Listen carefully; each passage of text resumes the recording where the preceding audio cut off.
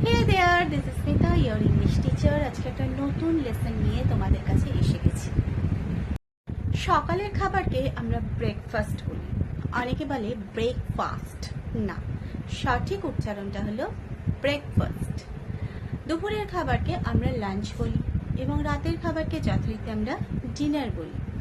কিন্তু এমনও অনেক সময় হয় যে আমরা ব্রেকফাস্ট স্কিপ করে ব্রেকফাস্ট আর লাঞ্চ একসাথে করলাম, তখন সেই খাবারটার একটা বিশেষ নাম আছে, সেটা হলো ব্রাঞ্চ।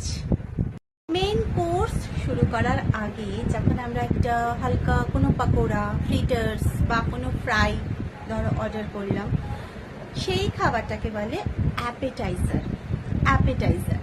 অ্যাপেটাইজার খাওয়ার সাথে সাথে তো আমার মেইন কোর্সের খিদেটা ভীষণ বেড়ে যায়।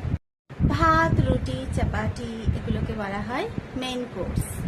ভীষণ রকমভাবে যখন আমার খিদে পেয়ে যাবে তখন আমি ইংলিশে বলবো আই এম স্টার্ভিং, বা আর একটা বলতে পারি আই এম ফ্যামিশড। আর যখন খুব অল্প খিদে পাবে তখন বলবো আই এম পেকিশ। পেট যখন ভরে যাবে আর কিচ্ছু খেতে পারবো না তখন বলবো আই এম ফুল, বা বলতে পারি আই এম স্টাফড।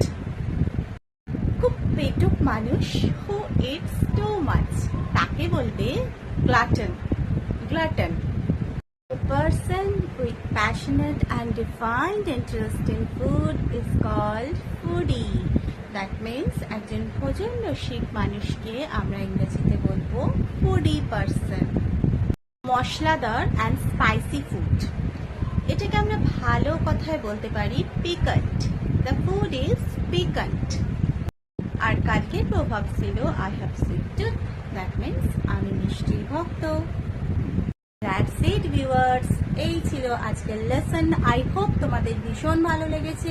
আর এই সব এসেনশিয়াল ওয়ার্ডসগুলো তোমরা ডে টু ডে লাইফে ইউজ করো আর নিজের পার্সোনালিটিকে ডেভেলপ করো। আর আমার চ্যানেলটা সাবস্ক্রাইব করতে ভুলো না, তাহলে আমি যখন আবার ভিডিও দেব তোমরা সহজেই নোটিফিকেশনটা পেয়ে যাবে। Happy learning.